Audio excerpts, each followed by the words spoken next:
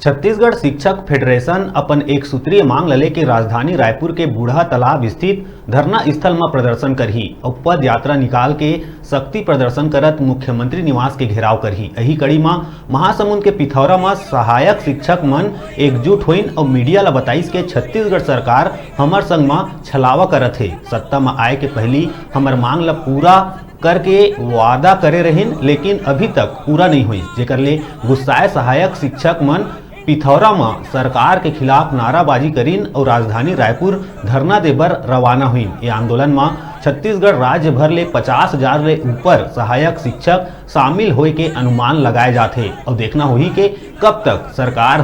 सहायक शिक्षक मन के वादा ला पूरा करही।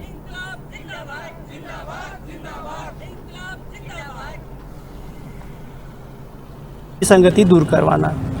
जैसे हम लोग क्या है शुरू से ही 98 से हमारा नियुक्ति हुआ है और आज तक एक ही पद में कार्यरत हैं। जिस प्राइमरी के टीचर हैं, आज भी हम लोग प्राइमरी के टीचर हैं और हमको न तो पदोन्नति का लाभ मिला है और न ही किसी प्रकार के क्रमोन्नति का लाभ मिला है। 2013 में हम लोगों को मिल भी रहा था क्रमोन्नति, उसको काट दिया गया शासन के द्वारा और वहीं से हमारी वेतन विसंगति का दौर शुरू हुआ है, जो आज तक ठीक होने का नाम नहीं ले रहा है। सितंबर हमारे राधा कृष्णन जी के जन्म दिवस को हम लोगों ने इसलिए चुना क्योंकि आज रविवार का दिन है, तो अवकाश का दिन है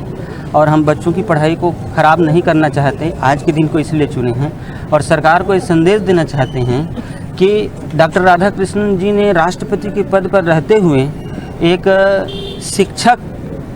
को सम्मान स्वरूप अपने जन्म दिवस को उन्होंने सौंपा और उसको कहना चाहिए सारी दुनिया स्वीकार करती है। हम हमारे सम्मानीय सरकार जी से ये कहना चाहते हैं, भूपेश सरकार जी से, कि जो विसंगति है उस विसंगति को दूर करते हुए हमारी समस्याओं का समाधान करें और आज के दिवस को वो सार्थक सिद्ध करें।